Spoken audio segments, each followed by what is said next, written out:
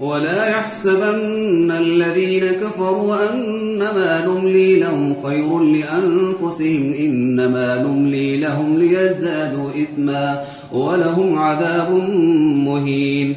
ما كان الله ليذر المؤمنين على ما أنتم عليه حتى يميز الخبيث من الطيب وما كان الله ليطلعكم على الغيب ولكن الله يجتبي من رسله من يشاء فآمنوا بالله ورسله وإن تؤمنوا وتتقوا فلكم أجر عظيم.